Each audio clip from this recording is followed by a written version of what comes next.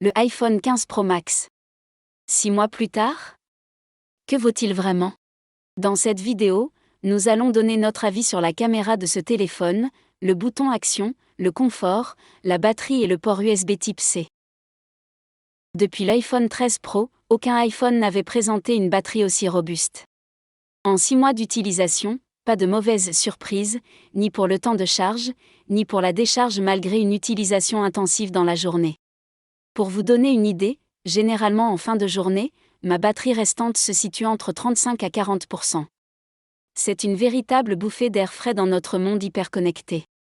Pour vous situer, pendant les 10 derniers jours, mon temps d'écran actif moyen est de 2h15 avec près de 8 heures d'écran inactif, et une grande partie de cela est due à des applications comme Spotify pour la musique et des applications de podcast qui fonctionnent en arrière-plan.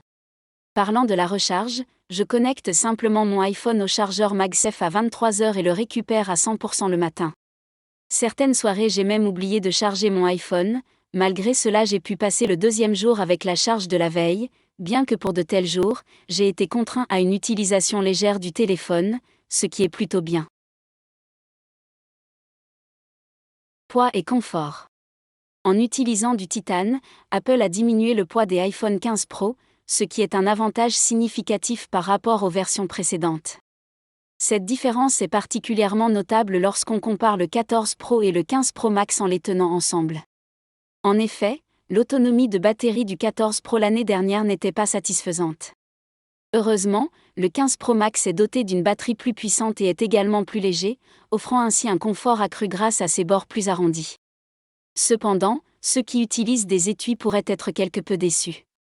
Car, les bords plus doux et arrondis ne s'adaptent pas à tous les types d'étuis. Mais franchement, au toucher, la qualité du titane utilisé procure une sensation très agréable. Si vous préférez toujours utiliser un étui, cela révèle simplement votre préférence en tant qu'utilisateur. L'option USB Type-C. 6 mois plus tard, l'USB-C ne passe pas inaperçu. Le choix de ce port a rendu le câble de l'iPhone très polyvalent.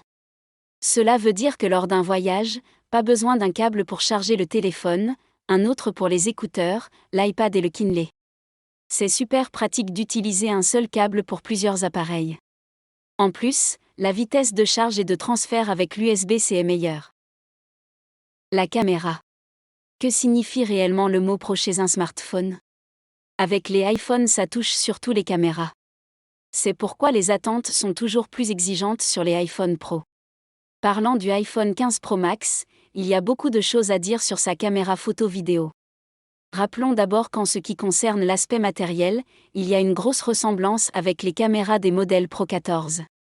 Si on s'abstient de parler de technique et qu'on se focalise sur les résultats des images, on se rend compte que la qualité d'image est presque identique à celle des modèles précédents. Vous pouvez le vérifier avec les images suivantes. Maintenant, si on prend des photos dans la nuit, le rendu est meilleur. Aussi, lorsqu'on zoome à fond sur les images lors de la capture ou après la capture, une nette différence est perceptible. Pour les utilisateurs ordinaires, cette différence ne peut pas être considérée comme un game changer. Mais pour quelqu'un qui s'en va à un safari en Afrique, il pourra capturer l'image d'un lion à bonne distance et obtenir un résultat net et appréciable.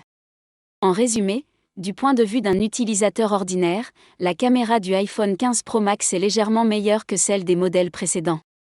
Pour les professionnels de la photo, une chose est sûre, le 15 Pro Max ne gagne pas beaucoup de points surtout si on le compare au Samsung Galaxy S24 Ultra.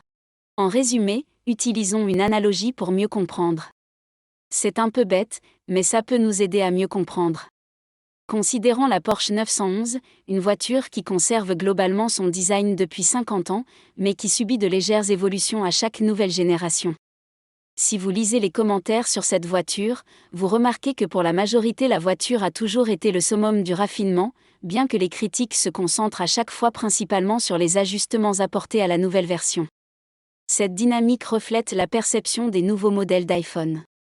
Même si l'iPhone 15 Pro Max semble être simplement une version améliorée des précédents, il sera scruté de près, notamment pour sa caméra. Pourtant, en examinant l'évolution des iPhones au fil du temps, on note des ajustements et des améliorations constants. Maintenant, Le véritable changement survient lorsque l'on compare le dernier modèle avec ses prédécesseurs plus anciens comme les iPhone 10, 11 et 12. À ce stade, on réalise que l'écart en termes de qualité est devenu considérable. Ainsi, l'iPhone 15 Pro Max est un produit excellent et pour moi il est une bonne option pour les utilisateurs d'Android qui souhaitent passer à iOS. Mais, pour ceux qui possèdent déjà un iPhone, plus leur modèle est ancien, plus le passage à ce nouveau modèle sera avantageux. Consultez les meilleures offres de l'iPhone 15 Pro Max en cliquant sur le lien dans la description. Merci. Si vous avez aimé, laissez un pouce bleu, abonnez-vous et laissez un commentaire.